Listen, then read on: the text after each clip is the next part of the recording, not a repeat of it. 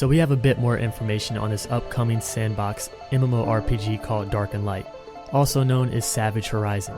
My sources for this news will be linked in the description. It is from an article on 2p.com and a Q&A with the associate producer of Snail Games, and that's from an article on Reddit. I've only recently heard about this game, and honestly I didn't know what to think of it at first. From this trailer I get this Ark survival kind of feel. Maybe taming dinosaurs, cutting trees, first person view, but it definitely caught my attention, especially since it's being developed by an Eastern company. As you guys can see on my channel, I don't cover too many Western games as they don't always appeal to me, even though Eastern developers tend to be more greedy. But this trailer shows us the beautiful and massive world of the game, and some cool ass dragon mount. Like I said though, we now have more information so I can finally discuss this game with you guys. Now Dark and Light first appeared at E3 in 2004. Yes, it's pretty old. The original company didn't have the resources to finish developing the game, so they sold it off to Snail Games. Now, I've never dealt with this company before, but from speaking with some of you, I've heard a lot of negative things about Snail Games, so I am a bit worried. Snail Games took over in 2008, and the game was teased in 2012, and now we are seeing more of it this year because it was shown off at China Joy. A lot of cool things went down at China Joy this year. Here is some really good news though.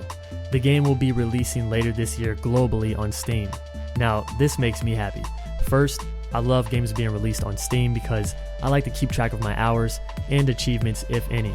Also, it's a great place to see reviews and get an idea of what you're getting into.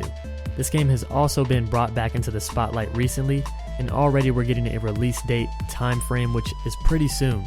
Unlike all these other games that tease you and plan to release in late 2017 or 2018, I personally dislike when we get teased that early.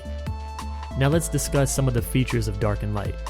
It's going to be powered by Unreal Engine 4, which is beautiful and I can't wait to explore the world of a game running on this engine. They also talk about the controls. Now they say this game will have action style controls and I quote, much like a first person shooter. This mixed with an open world sandbox game is going to be so immersive. But when a game forces me to first-person view, it ruins the MMORPG feel for me. I know it's not like that for everyone, and maybe this isn't such a bad thing because maybe we don't need another typical MMORPG, something that will feel completely different. There is also a mount showed in the trailer, and during a Q&A with Snail Games they confirmed this dragon will be a mount that you can ride. They plan to launch with 10 available mounts, both ground and flying, but they say the number could change during development.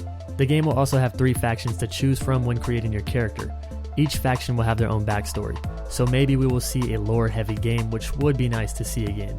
Each faction will also control a main city or hub, and they are also working on inter-faction relations, but what makes it into the game is going to depend on testing when they actually mess around with the whole faction system. The last thing to talk about is the progression system of DNL. They say the game is technically classless. As you level up, you earn attribute and skill points and you can spend them in different ways, making your character unique.